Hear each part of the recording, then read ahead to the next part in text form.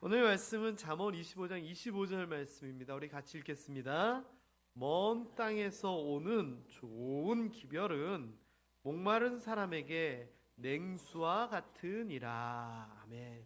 우리 옆에 분들에게 이렇게 인사하겠습니다. 더운데 어떻게 지내십니까?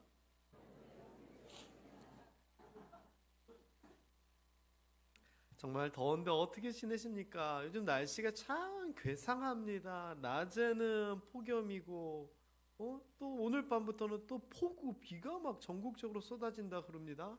그래서 무슨 외국 날씨 같아요. 덥다가 비 오다가 이게 뭔지 모르겠습니다. 하여튼 이렇게 날씨가 막 급박하게 바뀔 때 우리 성도님들 몸에 건강에 문제 없고 강건할 수 있게 되기를 주님의 이름으로 축복합니다. 자, 이렇게 덥다 보니까 우리가 물을 마셔도 시원한 물만 찾게 돼요. 그렇잖아요. 저 어떤 목사님이 보이차라고 중국 차를 좋은 걸 주셨어요. 근데 열심히 먹다가 뚝 끊었어요. 왜 끊었을까요? 더워서요. 그 보이차라는 차는요, 조그만 잔에 한두 잔만 먹어도 땀이 쫙 나는 그런 차예요. 그래서 겨울에는 너무 좋은데 한 6월달 들어가면서부터 그냥 못 마시겠더라고요. 더워가지고 그냥 그리고선 찬물만 그냥 벌컥벌컥 먹고 있어요. 음식도요, 이제는 뭐 더워가지고 뭐 국물도 좋아하긴 하지만 라면을 먹어도 저는 요즘 뭐 짜장라면, 비빔라면만 먹지 일반 라면은 별로 생각도 안 나요. 여러분들은 어떠세요? 더운 음식 잘 안 먹죠. 게다가 시원한 장소만 찾아다니잖아요. 지난 주 중에도 서울에서 회의가 있어가지고 잠시 다녀오는데 서울역에서 내렸어요. 그래서 이제 지하철을 위해서 가는데 통로가 길게 돼 있는데 통로에 쫙 노숙자분들이 그냥 진을 쫙 치고 계신 거예요. 근데 보니까 어떤 분은 리어카로 치면 한 3리어카 이상의 짐을 가지고 다른 사람들 못 들어가게 이렇게 그냥 다 막아가지고 그냥 딱 자리를 잡고 있더라고요. 근데 제가 그걸 보는 순간 무슨 마음이 들었을까요? 그래, 여기 계셔야지. 이 생각이 드는 거예요. 왜? 밖에는 떼약볕 때문에 있을 수가 없는데 집 없는 노숙자분들이 그런 데 있으면 안 되겠더라고요. 그래서 딴 데 같았으면 이 지하 보도에 냄새나고 이게 뭐야 지저분하게 이 생각을 했을 건데 이번 주에는 가면서 그래, 여기 계셔야지. 여기 계셔야지. 이 생각이 들더라고요. 여러분, 이쯤 돼서 잠시 한번 조사 한번 해보도록 하겠습니다. 여러분들이 좋아하시는 여름 음식이 뭐가 있으실까? 취향을 한번 여쭤보겠습니다. 일부 예배 때도 제가 다 물어봤습니다. 자, 일단 오늘 만약에 점심 때 밥을 먹든지 간식을 먹든지 하면 난 이걸 먹겠다. 요걸 생각해 보시면 돼요. 첫 번째는 요거. 얼음 동동 떠있는 물냉면. 이거 평양냉면이에요 보니까. 아유, 맛있겠다. 2번. 짜잔. 이야, 전복도 들어가고 문어도 들어가고 이 육수를 얼려가지고 갈아가지고 물에, 우리 찬양대 지난주에 드시고 오셨죠? 물에 너무 좋아요. 저는 뭐 먹으라 그러면 일주일에 5번은 먹을 수 있을 것 같아요. 물에. 진짜요. 그리고 옛날부터 지금까지 나오면은 절대 거절하지 않고 신나서 먹는 음식이 3번인데 뭐냐? 짜잔. 아니, 수박 화채. 우유에다가 연유 넣고 수박 넣고 파인애플, 딸기도 넣네요. 거기다가 얼음까지 동동동 넣어가지고. 옛날에 어르신들이 수박에다 이런 거 해주셨는데 언젠가부터 사이다를 부어서 하는 게 유행이 됐었거든요. 저거 너무너무 좋아했어요. 이 수박같이 하나 먹고 밑에 있는 국물 샥 마시면은 사이다의 달달한 맛에 수박맛, 딸기맛 스며들어가지고 진짜 맛있잖아요. 막 뒷골까지 시원해지잖아요. 자, 그리고 4번 누가 아까 얼핏 얘기하셨는데 팥빙수. 팥빙수 어떤 분들은 비벼 먹고 저는 안 비벼 먹고 이렇게 따로따로 이렇게 먹거든요. 근데 생각해 보세요. 얼음 갈아가지고 여기 인절미가루, 그 콩가루 싹 얹어가지고 팥, 이왕이면 국내산 팥으로 잘 고아가지고 착 얹어서 먹으면 달짝하고 시원하고. 자, 조사해 봅니다. 나 좀 이따 뭐 하나 먹으라 그러면 나는 시원한 물냉면. 오, 생각보다 많지가 않습니다. 자, 2번. 나는 물에. 물에. 네. 나는 시원한 수박 화채. 야, 유일하게 정은선 집사님이 혼자. 4번 팥빙수. 보니까 대략 일부 예배 때도 물회가 반응이 좋았어요. 그러니까 물회, 팥빙수 자 좋은데 어쨌거나 여러분 뜨거운 매운탕 먹을래? 물회 먹을래? 그럼 뭐 드시겠어요? 철인 만큼 시원한 음식에 관심이 갈 수밖에 없는 것 같습니다. 게다가 이렇게 우리의 입이 시원하고 뭐 겉이 시원하고 이것도 중요한데 이 더운 여름날 답답한 일 때문에 속상한 일 때문에 속에서 열통이 확 올라온다 생각을 해보세요. 근데 그게 아니라 반대로 답답했던 거, 힘들었던 거, 화났던 게 한 방에 해결돼서 시원해진다 생각해 보세요. 전 우리 모함의 성도님들 이번 여름에 음식이건 장소건 뭐 이런 것도 시원하겠지만 여러분의 문제들이 해결되고 답답함이 해결돼서 마음이 시원하다, 속이 다 시원하다 이런 이야기가 여러분 입술에서 많이 나올 수 있게 되기를 주님의 이름으로 축복합니다. 여러분 옆 사람에게 축복합니다. 마음까지 시원해지세요.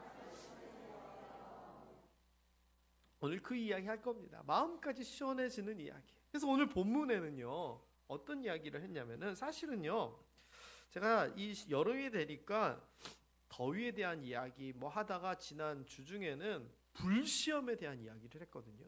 그래서 불시험에 대한 이야기를 준비하면서 시원한 것도 얘기하자. 불시험은 뜨거운 거니까. 그러다 생각해 보니까 작년에도 제가 이 시원한 얼음 냉수에 대한 말씀을 가지고 설교를 전했단 말이에요. 그래서 얼음 냉수 본문은 빼고 그 다음 좋은 말씀이 뭘까 생각을 했더니 이 냉수 얘기인 거예요. 자, 그런데 보세요. 목마른 사람에게 냉수 얼마나 좋습니까? 답답하고 목이 쩍쩍 갈라질 때 시원한 물 한 모금 마시면 그냥 다 해결이 되잖아요. 그런데 지금 그런 거를 뭘 얘기를 하냐면은 좋은 기별이 그렇다라고 얘기를 하는 거예요. 맞아요. 왜요?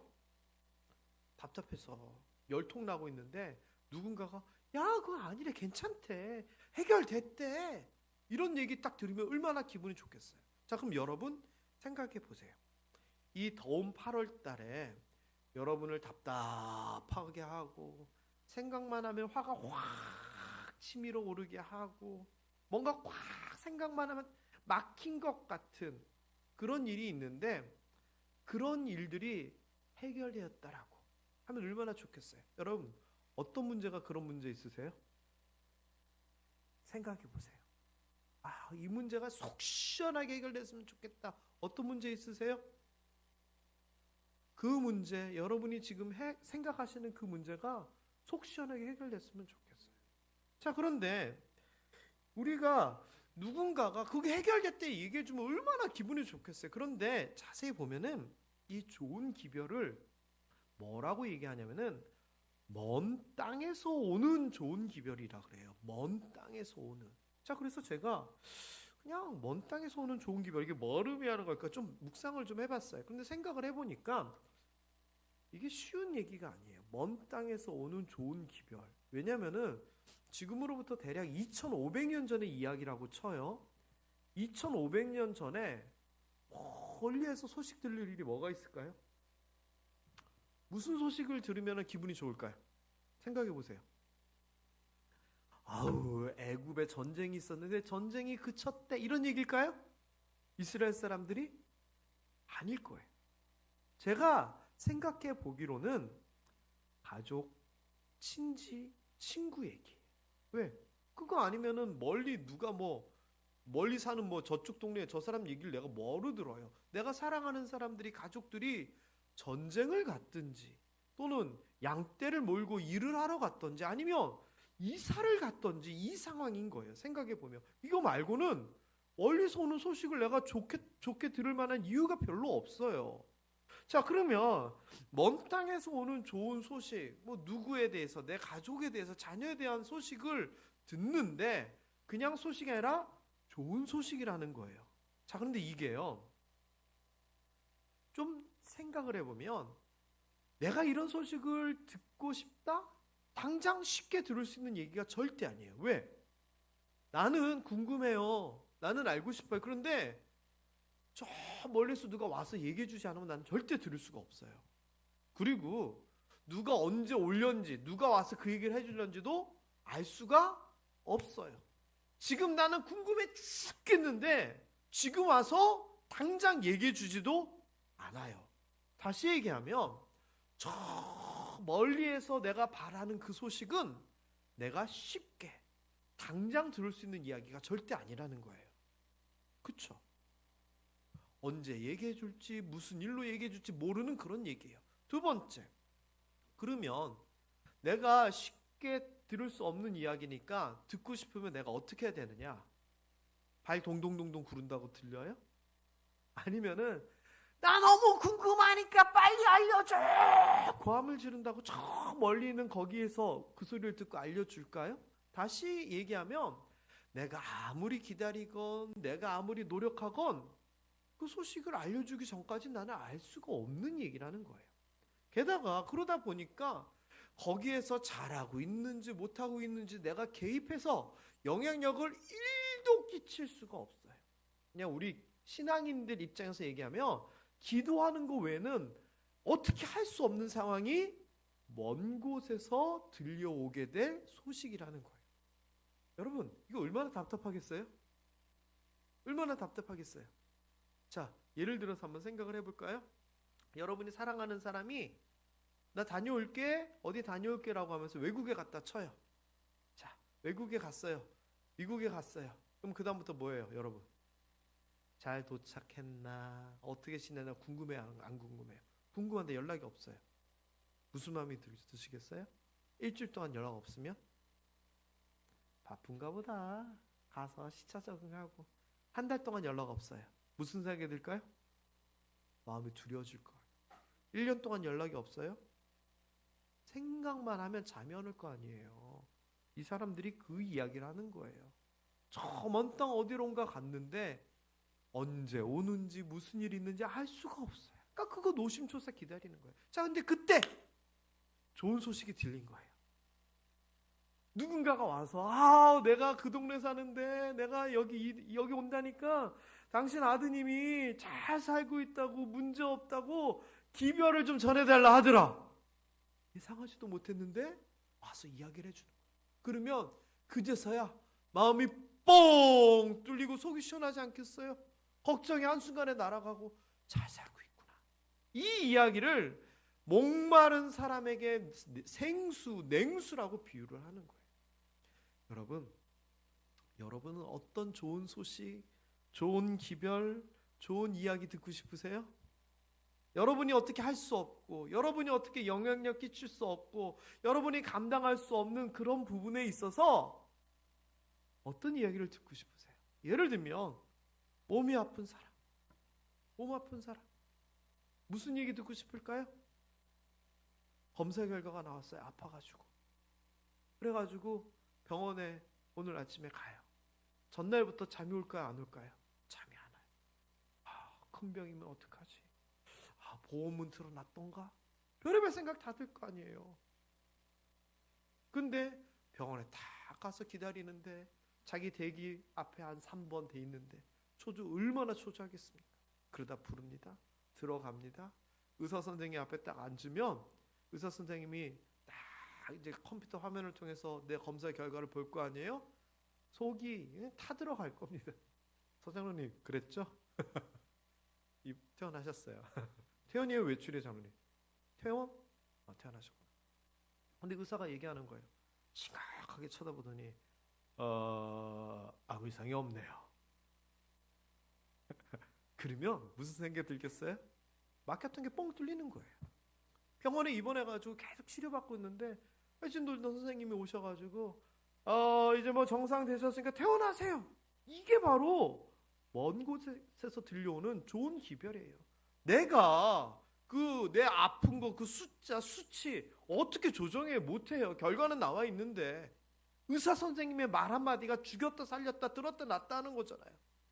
저 우리 모함교회 모든 아프신 분들이 이렇게 좋은 소식 듣게 되기를 주님의 이름으로 축원합니다. 병원만 가면 좋아졌다 얘기 듣고 병원만 가면 문제없다 얘기 듣고 이게 저는 은혜다라고 생각합니다. 왜? 내가 못하는 거 하나님께서 되게 해주시는 게 은혜잖아요. 그래서 여러분 병원 가서 의사 선생님이 하는 말마다 이런 좋은 기별 되기를 다시 한번 주님의 이름으로 축원합니다. 자녀 때문에 기도하던 분들은 있죠? 자식 때문에 가족 때문에 기도 안 하는 분들이 어디 있어요? 근데 걱정된다고 전화 아침 저녁으로 하면 뭐라 그럴까요? 자식이?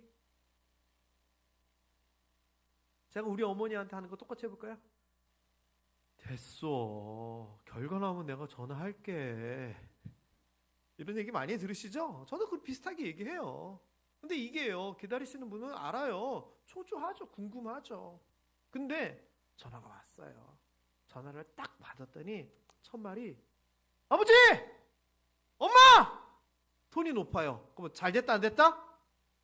근데 전화를 딱 받았더니 아버지 결과 어떻다?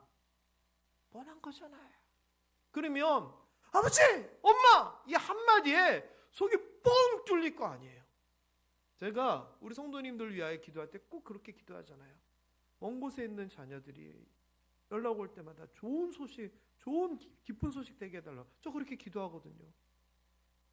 여러분들에게도 꼭 그렇게 될 수 있게 되기를 주님의 이름으로 축원합니다. 우리 가까이에 살건 멀리 살건 우리 부모님들, 우리 동기들, 우리 자녀들이 연락 오는 것마다 좋은 기별 되기를 주님의 이름으로 축원합니다. 재정적으로 힘들었던 분들, 대출이 막혀 있었던 분들, 받을 돌 못 받았던 분들, 팔아야 되는데 못 팔았던 분들, 대출 승인 떨어졌다고. 그동안 미안했어. 내가 이번에 잘 돼서 돈 갚을게. 사장님 물건 그거 필요하니까 주세요. 이런 얘기들이 정말 목마른 자에게 생수 같은 좋은 기별이잖아요. 우리 모함의 성도님들, 재정 때문에 힘들던 분들도 한순간에 해결되는 좋은 기별, 좋은 소식 들을 수 있게 되기를 주님의 이름으로 축원합니다. 사람 때문에 힘들어하는 분들도 많잖아요. 싸워가지고 또는 내가 그 사람 때문에 속상해가지고 이런저런 일들이 있을 거 아니에요. 어떻게 해결해요? 전화가 오는 거예요. 전화가 오더니 나를 속상하게 했던 사람이 이러는 거예요. 아유 미안해. 내가 그래서 그랬어. 이런 작은 일들이 사람 문제 해결하잖아요. 저는 이런 일들 많았으면 좋겠어요. 그래서 내가 못해요. 누군가가 해줘야 되고 하나님 해주셔야 되는 사람 사이의 문제도 저는 좋은 기별이 오기를 주님의 이름으로 축복합니다. 그렇게 됐으면 좋겠어요. 법 문제로 해결되던 분들 누구한테 전화 올 때 떨릴까요? 변호사한테 전화 올 때 제일 떨려요. 재판 오늘 판결이 났는데 판결 났을 때 법원 안 가거든요. 변호사만 가거든요. 그럼 변호사가 와가지고 이래저래 얘기. 정영순 권사님 저번에 재판 판결 났을 때 직접 가셨어요? 가셨어요? 그 가시면 판사가 주문 읽잖아요. 읽을 때 무슨 심정이 들든가요? 사건 번호 몇 번 오셨습니까 하고 이제 쭉 읽을 때 착 처음에 얘기할 때 무슨 얘기 결과 나오기 전에 무슨 마음이에요? 하나님 의지할 수밖에 없죠. 그런데 딱 얘기를 하는 거예요. 이겼습니다. 날아갈 것 같잖아요. 변호사가 전화 와서 사장님 이겼습니다. 세상에 이거보다 좋은 기별이 어디 있어요? 법적으로 힘들어하시는 분들은. 우리 모함의 성도님들 혹시 법 문제 때문에 힘드신 분들 계시면 이렇게 될 수 있게 되기를 주님의 이름으로 축원합니다. 재판에 있어서 소송에 있어서 민원에 있어서 100점 100승할 수 있게 되기를 주님의 이름으로 축복합니다. 농사 짓는 분들은 어떤 얘기 들으면 제일 좋을까요? 아침에 문자가 오는 겁니다. 띠리링 오늘 포도 2kg 100박스 43,000원. 어제는 19,000원이었는데 오늘은 43,000원이래요. 이러면은 그날은 그냥 식사를 안 하셔도 그냥 배가 부를 거 아니에요. 농사 짓던 분들, 사업하시는 분들 그런 좋은 얘기 들으면 얼마나 기쁘겠습니까? 저는 그렇기 때문에 오늘 잠언 25장 25절 말씀이 여러분의 말씀이 돼야 된다 생각합니다. 하나님의 말씀, 나의 말씀, 특별히 이 말씀은 꽉 붙잡고 기도하는 말씀이 돼야 돼요.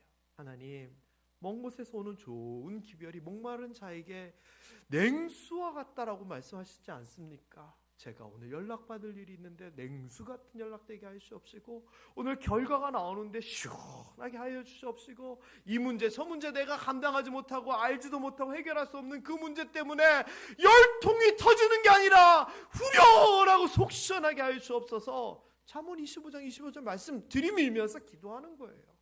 저는 이 말씀이 그런 말씀 되었으면 좋겠어요. 성경에 보면은요, 이러한 상황에 대하여 이렇게 표현을 해요. 사슴이 시냇물을 찾기에 갈급함 같이. 예전에 전철 타면 어떤 꾀재재한 옷을 입은 분이 꼭 이 구절을 이야기해요. 사슴이 시냇물을 찾기에 갈급함 같이 하면서, 저는 어렸을 때 조실부모하여, 스토리가 똑같아요. 같은 학원에서 배우나 봐요. 구걸하시는 분들이. 자, 어쨌거나 이 표현이 뭐냐면은요, 갈급함에 대한 내용이거든요. 근데 사슴이 시냇물을 찾는다는 게 어떤 상황이냐면요, 이스라엘은요, 우리처럼 강이 이렇게 맨날 흐르는 게 아니에요. 비가 안 올 때는 쫄쫄쫄쫄 흘러요. 큰 강도. 그러면 계곡 있는 데서는 어땠을까요? 비가 안 오면 계곡 시냇물들은 말라요. 어떻게 해야 되느냐 그러면 우물을 파든지 고여있는 연못에서 먹어야 되는데, 그런 데는 사람들이 다 차지하고 앉아있는 거죠. 그러면 사슴은 건기가 돼가지고 물을 못 마시면 어쨌거나 물 고여있는 웅덩이나 시냇물을 찾아가야 되는 거예요. 자, 그런데 바싹 말라있으면 어떻게 해요? 찾아 헤맬 수밖에 없는 거죠. 자, 찾는다 쳐도 사람이 우물을, 웅덩이를 쓰든지, 중요한 건 사슴뿐만 아니라 사자나 곰도 목마르니까 그 근처에 있을 거 아니에요.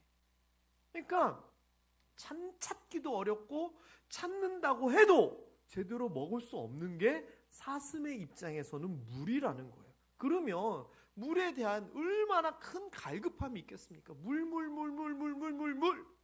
없나 이 간절함을 얘기하는 거예요.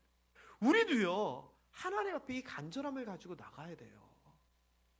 하나님께서 냉수로 시원하게 해주신다 그랬으면, 아, 괜찮아요. 저 안 말라요. 뭐가 안 말라요. 이게 아니라 진짜 우리에게 필요한 것이 무엇인지 우리가 그걸 붙잡고, 하나님 이거 꼭 필요해요. 하나님 나 이거 못해요. 매달리는 갈급함이 있어야 된다는 거예요. 여러분, 지금 뭐 때문에 갈급하고, 뭐 때문에 목마르고, 뭐 때문에 간절해요? 그거 떠올리세요. 그러면서 하나님 앞에 기도하는 거예요. 하나님, 냉수를 통해 시원해지듯이 이 문제 통해서도 시원하게 할 수 없어서 기도해야 돼. 이렇게 기도하는 자들에게 하나님의 약속은 뭐냐? 말씀을 통해서 주시는 말씀은 이사야서 55장에 보면은, 목마르면 돈이 있든 없든, 지식이 있든 없건, 권력이 있건 없건 상관없어. 다 그냥 오기만 해. 목마르면 내가 값없이 줄게. 이게 하나님의 약속이에요. 우리가 생수, 냉수, 시원한 얼음 냉수를 원한다면 어떻게 하면 되느냐? 하나님께로 나아가면 된다는 거예요. 예수님께서도 요한복음에서 똑같이 얘기해요. 세상의 물은 목마르지만 내가 주는 물은 영원히 목마르지 아니하고 너희의 부족함을 영적이건 육적이건 내가 다 채워주리라. 하나님의 약속이란 말이에요. 그러면 우리가 갈급함을 가지고 목마름을 가지고 하나님 앞에 구해야죠. 해결해 주신다는데. 오늘 말씀 정리를 해볼까요? 하나님께서 우리 삶 가운데 개입하기를 원해야 돼요. 하나님께서 도와주시기를, 은혜 베푸시기를 우리 간절히 사모해야 돼요. 그래서 하나님으로 말미암아 우리 문제가 다 해결되고, 우리의 영적인, 우리의 육적인, 우리의 혼적인 이 갈증이 시원한 냉수로 해결되듯이 해결되는 것을 우리는 소망해야 돼요.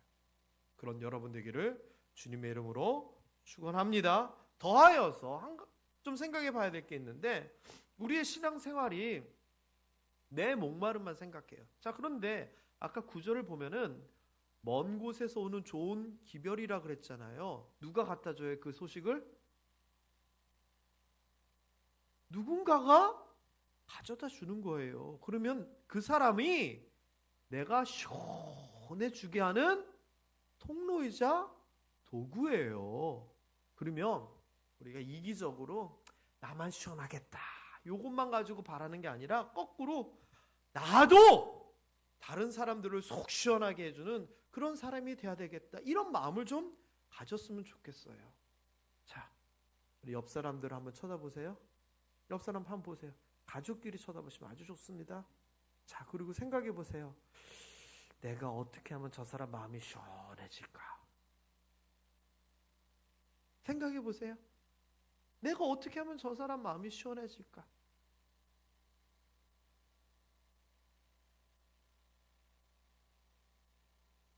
한참 얘기를 하시고 계시는데, 최희선 장로님이랑 안동관 장로님이 계속 얘기를 하시는데, 이때가 기회예요. 한행정 원사님, 최희성 장로님이 원사님한테 뭘 어떻게 해주면 마음이 시원할 것 같아요?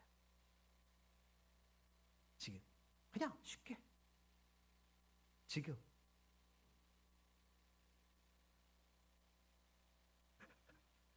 이럴 때 얘기를 해야지. 최 장로님이 꼼짝 못하는 건데. 저 두 분이, 남자분 두 분이 얘기했으니까, 김옥수 권사님, 안동관 장로님 뭘 해주면 마음이 시원하겠어요? 글쎄요. 그럼 거꾸로 안동관 장로님, 김옥수 권사님이 뭘 해주면 장로님 마음이 시원해지겠어요?